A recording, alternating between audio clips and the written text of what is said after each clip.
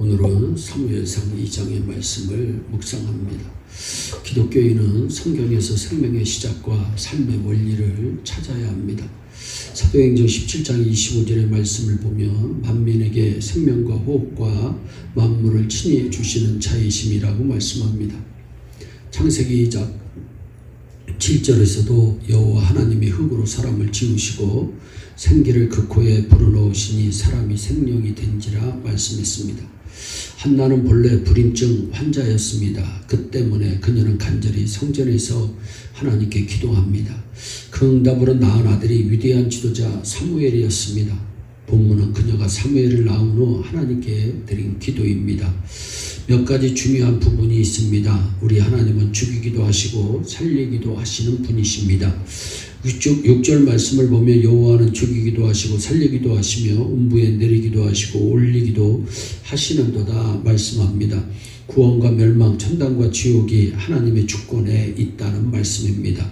누가복음 12장 5절에 마땅히 두려워할 자를 내가 너희에게 보이리니 곧 죽인 후에 또한 지옥에 던져놓는 권세 있는 그를 두려워하라고 말씀합니다. 그런데 본문은 하나님은 죽은 자를 살리기도 하시고 지옥 갈 자를 천당으로 이끌기도 하신다고 분명히 말씀합니다. 요한복음 11장에 나사로 이야기가 있습니다. 죽은 지 나흘 된 나사로의 무덤을 예수님이 찾아가셨습니다. 그의 누이 마르다는 이미 썩어 냄새가 난다고 말했습니다. 주님께서 말씀하셨습니다. 내 오라비가 다시 살리라. 나는 부활이요 생명이니 나를 믿는 자는 죽어도 살겠고 살아서 나를 믿는 자는 영원히 죽지 아니하리니 이것을 네가 믿느냐. 돌을 옮겨 놓으라. 나사로야 나오라. 풀어놓아 다니게 하라. 썩어 냄새나는 나사로를 살릴 사람은 이 세상에 아무도 없습니다. 빌라도 총독도 헤롯 대왕도 사내들인 국회도 제사장도 죽은 나사로 살릴 수 없습니다. 오직 예수님만 그 일을 하셨습니다. 그렇습니다. 이 사건은 오직 하나님이신 예수님만 죽은 자를 살리시며 멸망에 빠진 사람을 구원하시며 지옥 갈 사람을 건져내신다는 것을 증명해 주고 있습니다. 누가 살리기도 하고 누가 죽이기도 하십니까? 생명을 만드신 하나님만 분명히 가능합니다. 누가 살고 누가 죽습니까? 누가 구원받고 누가 멸망합니까? 누가 천당 가고 누가 지옥 갑니까? 예수 믿으면 살고 구원받고 영원한 세계에 들어갑니다. 그러나 안 믿으면 누구라도 죽고 버림받고 지옥 가게 될 수뿐이 없습니다. 요한계시록 18장을 보면 마지막 심판의 모습이 나옵니다. 음행하고 사치하던 자들이 울고 가슴을 친다. 치부하며 돈을 모은 재벌들이 울고 애통한다. 세계를 돌며 여행을 즐기던 선장들과 성객들과 부모들이 울며 애통하며 소리 지른다. 이유는 최첨단 하나님의 심판이 눈앞에 이르렀기 때문이라고 말씀합니다. 예수 믿어야 합니다. 바르게 믿어야 합니다. 예수에 관해 알지 말고 예수를 영접하고 그 말씀대로 믿고 살아야 복입니다. 우리 하나님은 또한 흥하기도 하시고 망하기도 하시는 분이십니다. 7절에 여호와는 가난하기도 하시고 부하기도 하시며 낮추기도 하시고 높이기도 하시는도다 말씀합니다. 8절을 보면 가난한 자를 진토에서 일으키시며 핍핍한 자를 거름더미에서 드사 귀족들과 함께 앉게 하시며 영광의 위를 차지하게 하시는도다 말씀합니다. 한마디로 흥망성쇠를 하나님께서 주관하신다. 하나님께서 섭리하신다고 하는 말씀입니다.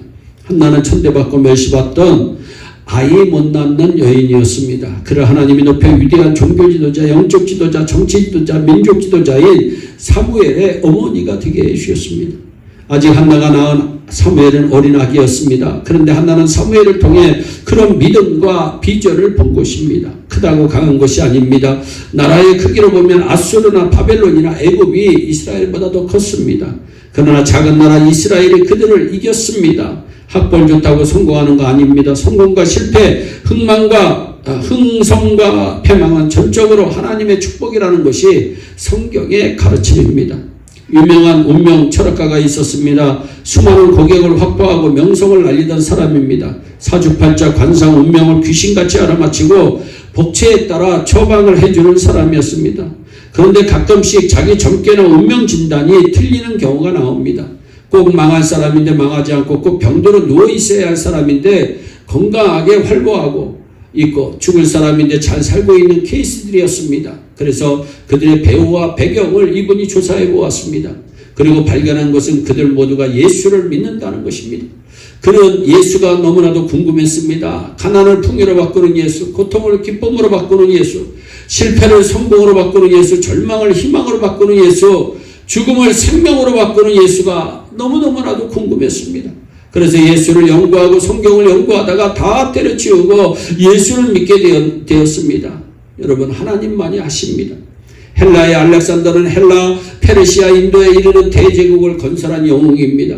그는 전쟁 중에도 잠자리에 눕기만 하면 코를 골며 잠을 자곤 했던 분입니다. 어느 날 신하가 물었습니다. 대왕은 어떻게 그런 위험 속에서도 그처럼 편안하게 마음 놓고 깊은 잠을 잘 수가 있습니까? 그의 대답은 내 곁에서 나를 지켜주는 파르메니온 장군이 나에게 있기 때문이다. 파르메니온 장군은 알렉산더의 수행 명장이었습니다.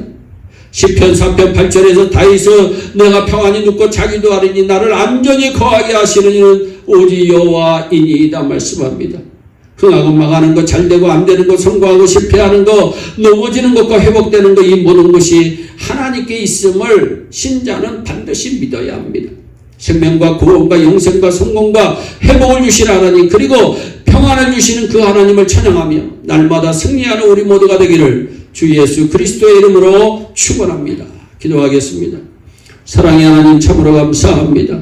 우리 하나님은 죽이기도 하시고 살리기도 하시는 줄 믿습니다. 우리 하나님은 흥하기도 하시고 망하기도 하시는 분이신 줄로 믿습니다. 그 하나님 의지하며 날마다 승리하는 우리 모두가 되게 하여 주옵소서. 감사하고 예수님의 이름으로 기도하옵나이다. 아멘.